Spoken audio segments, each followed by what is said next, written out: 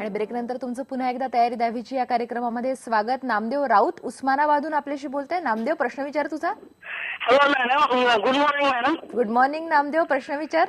आपली आपली बोर्डाची उत्तरपत्रिका कशी चांगली दिसेल हे आपण सांगता का जरा? बोर्डाची उत्तरपत्रिका कशी चांगली दिसेल, कसं पेपर प्रेझेंटेशन करावं, छान प्रश्न विचारला. हे आपण परीक्षा देताना ना परीक्षकाला आपल्याकडून काय माहिती पाहिजे आहे याचं ते दिग्दर्शन असतं. तो धडा, तो एक विषय आपण संबंध वर्षभर शिकलेलो असतो आणि त्यातला जो आशय आपल्याला कळलेला आहे तो आशय त्यांच्यापर्यंत पोहोचवणं म्हणजे त्या प्रश्नाची खाडाखोड न करणं, उत्तर उत्तरपत्रिका स्वच्छ असावी. त्यामुळे त्या प्रश्नाचे मुद्देसूद उत्तर ते खाडाखोड न करता, गडबडीत घाई गडबडीत एखादा मुद्दा न चुकवता व्यवस्थित देणं. एखादे मुद्दे मांडायचे असतील तर 1, 2, 3, 4, 5 असे मुद्दे मांडले तर वाचणाऱ्याला ते वाचायला बरं वाटतं. म्हणजे गिजबिड करून लिहिणं, मार्जिन न सोडता लिहिणं, असला वेडेपणा कधी कधी करू नये. कधी कधी तो महाविद्यालयातल्या मुलांमध्ये पण दिसतो. ते करू नये, कारण बोर्डात लक्षात घेतलं पाहिजे पेपरची संख्या खूप मोठी आहे, परीक्षकाकडे मर्यादित वेळ आहे. त्याला तुम्ही काय म्हणायचं तुम्हाला ते पटकन सांगता आलं पाहिजे. इतकं ते अधोरेखित छान असलं पाहिजे. सर, पुन्हा एक फोन आलेला आहे. सारंगा संधानशी नवी मुंबईहून आपल्याशी बोलते. सारंगा, प्रश्न विचार. नमस्कार मॅडम. नमस्कार सारंगा. सारंगा संधानशी बोलते. माझे 2 प्रश्न आहे. एक IBN लोकमतला प्रश्न आहे आणि एक सरांना प्रश्न आहे. विचारा. तर सरांनी मला आता जे सांगितलं की लक्षात कसं ठेवायचं, काय SDI असं काय करून लक्षात ठेवायचं, म्हणजे कसे पॉइंट लक्षात ठेवायचं त्याच्यावर जरा जास्त माहिती द्या. बरं. आणि IBN लोकमतला असा प्रश्न आहे की तुम्ही हा कार्यक्रम 1 महिनाभरच राबवला, पण हे जे प्रॉब्लेम येतात मुलांना, हे यांना पण येतात, 7वी 8वी 9वीच्या मुलांना पण ग्रामर म्हणा किंवा याच्यातनं येत असतो त्यांना प्रॉब्लेम.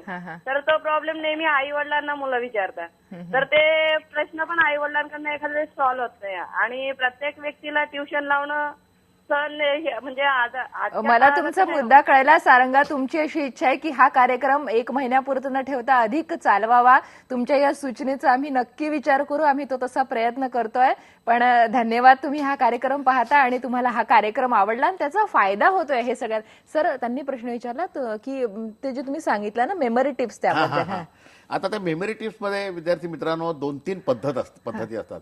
एक लिंक पद्धत म्हणून चांगली पद्धत आहे. म्हणजे एखादा आमचा सायन्स मधला एखादा एक्सपेरिमेंट जर आठवायचा असेल तर तो एक्सपेरिमेंट कुठल्या तरी लिंकशी जोडायचा. म्हणजे सल्फ्युरिक ऍसिडचा मला प्रयोग दाखवला होता, त्यावेळेला माझा अमुक मित्र माझ्या बाजूला बसला होता. हे मेमरीमध्ये रेकॉर्ड करायचं. ती सिच्युएशन डोळ्यासमोर आणल्याबरोबर तो धडाधड पुढे यायला लागतो. मी माझ्या पद्धतीनं मी जेव्हा अभ्यास केला तेव्हा तसं केलं होतं.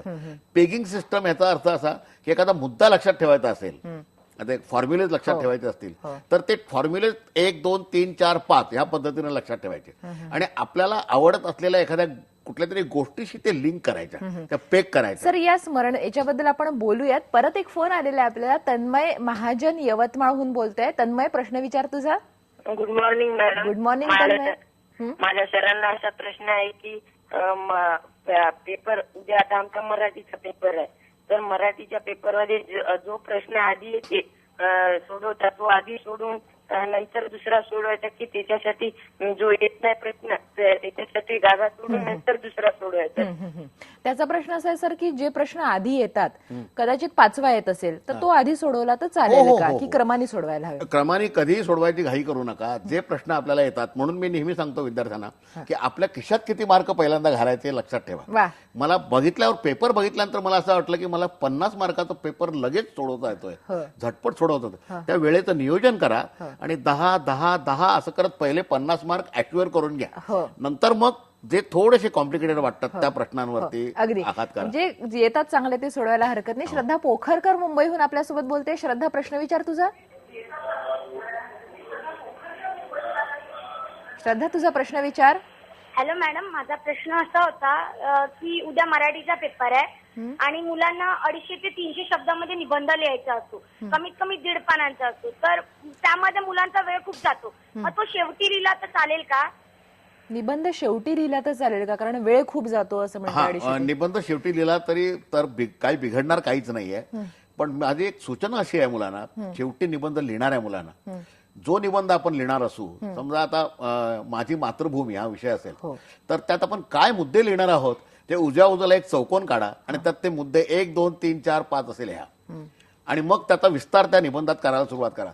दुर्दैवानं वेळ संपली समजा शेवटची आणि एखादा मुद्दा लिहायचा राहिला तरी तुम्हाला हा मुद्दा लिहायचा आहे हे परीक्षकाला समजेल हा. आणि तुम्हाला मार्क्स स्वातंत्र्योत्तर काळामध्ये आपण सर्वांनी आपल्या मातृभूमीचे असं संरक्षण केलं पाहिजे असा जर मुद्दा असेल त्याचे मार्क तो परीक्षक देईल. एक महत्वाचं सर तुम्ही ही टिप्स दिलेली आहे विद्यार्थ्यांना.